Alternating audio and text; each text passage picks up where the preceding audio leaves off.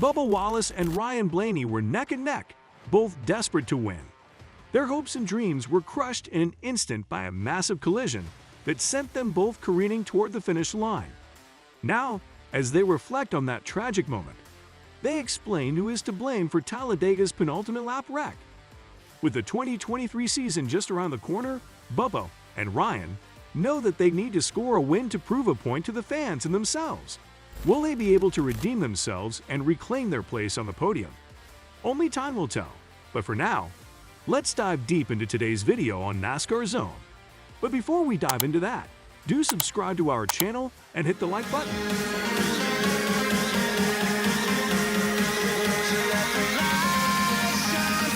On Sunday at Talladega Superspeedway, Wallace was in the lead at the beginning of the final lap of overtime when Blaney had a good run approaching turn 1 and attempted to pass Wallace. Wallace was able to prevent both of Blaney's attempts at going low and going high. During the third effort to block, Blaney decided that he had had enough and climbed into the rear of Wallace's number 23 Toyota, which pushed him farther up the track and into the wall. As a result of the collision, several additional cars were collected, and NASCAR was compelled to throw the caution flag, which froze the positions of the cars. The winner of the race was determined to be Kyle Busch, who finished ahead of Blaney on the track at that point. Blaney advised, I mean, it's just you get big runs and you take them when you can. And, in my mind, I'm glad everyone's okay. But in my mind, you kind of triple move like that, triple block, and you can't block 3 times. I don't know. So I don't know. Just runs are so big, and it's you're as a leader, with Bubba, he's trying to block, which is the right thing to do. But I think he kind of moved 3 times, and you don't really get a lot of those. I mean, I got to go somewhere. So. Despite the fact that he finished in second position, Blaney was dissatisfied with the fact that he missed out on what he considered to be a favorable opportunity to pick up his first win of the 2023 season. He expressed his regret, saying, I hate cars got torn up. I hate for us being so close to the win, but and I'm not blaming anybody. It's just hard racing at the end of this thing, and unfortunate, cars got tore up, and we just missed out on another win. Wallace took the blame. It was observed that Wallace threw his Hans device in disgust after he had driven his damaged car back to the pit road. However, when questioned later at the infield care center, Wallace admitted that he was to blame for the accident that occurred on the final lap. What happened there? Just got jumped by the 12. Pulled a late block. Close block, and just sent us around. So not the 12's fault. Just I honestly thought that he would leave me high and dry coming back around, and so just hate it from the team, and that's how it goes. So that was our best by far play race that we've ever done. So hats off to the 23 group, Freddie up on top of the roof, and just a great day for us. Just a crap result. So hate it. I caused that one, and man, I thought it'd play out a little different. Obviously, not getting wrecked, but I thought the move would happen coming off to the trioval. It looked like you had momentum on the edge. Did you think you were going to have a run on him? Yeah, the way we were shoving and pushing, we were kind of getting each other out of whack instead of moving the momentum forward. And then when I got the move, it was like, okay, cool. And it was just all about defending, and you can't let your guard down for 1 second, or you end up here. What was your plan going? Did you know who you wanted to work with? Oh, when I seen the 12, I was pumped. We worked well together, obviously, every speedway race. And that's just the way it goes. So not the 12's fault at all. Now let's take a look at another crash, Sunday's Geico 500. During the NASCAR Cup Series Geico 500 on Sunday, April 23, at Talladega Superspeedway, Kyle Larson attempted a bump draft on Ross Chastain, which resulted in Chastain making contact with Noah Gragson and placing him in a difficult position.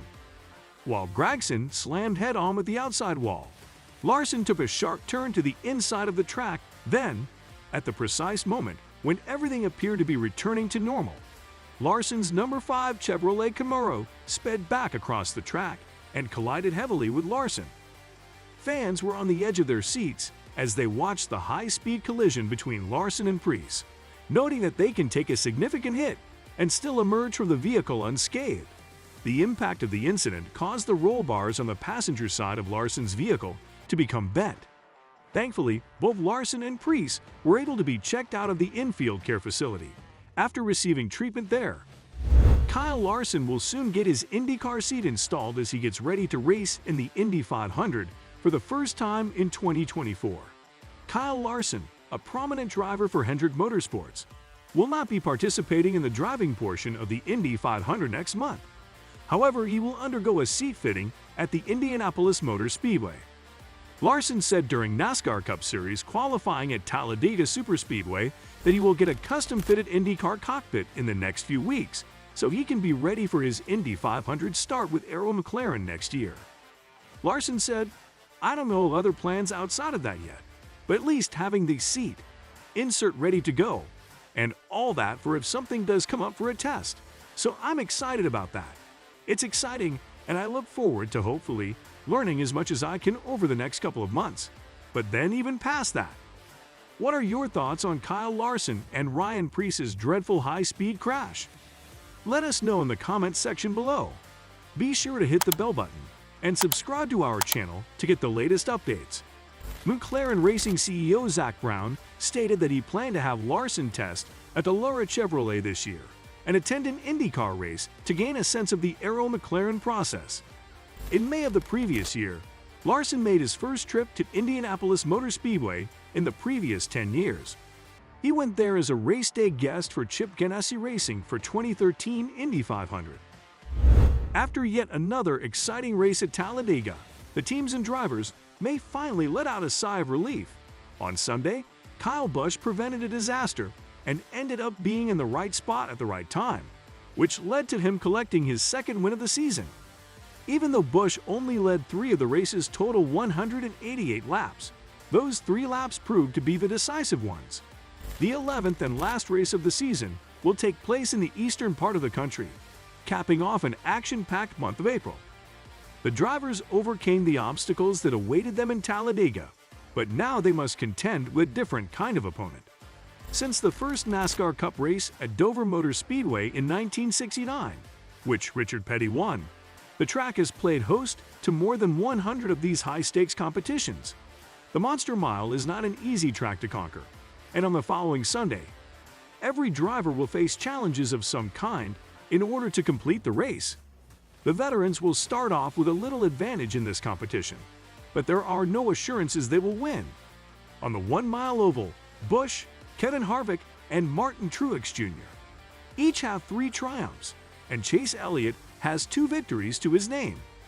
He has won this race the previous 2 years in a row, and Hendrick Motorsports has taken first place in 4 of the last 7 races held at Dover. Next weekend, you should also keep an eye on another experienced driver named Denny Hamlin. The Joe Gibbs Racing driver took the victory at Dover in 2020 and has a total of 4 pole positions at the track during his career. Truex, a member of his own racing team, is the only other driver to have won numerous pole positions at the Speedway. At Dover International Speedway, Kevin Harvick has the record for the most starts, 42, laps led, 1,666, and top 10 finishes, 23, and he has finished in the top 10 in each of the last 8 Dover races. So that is for today. Hope you enjoyed it. Tell us in the comments what you think about the video, and don't forget to subscribe to our channel to see more of our videos on NASCAR updates. Look forward to seeing you in the next video.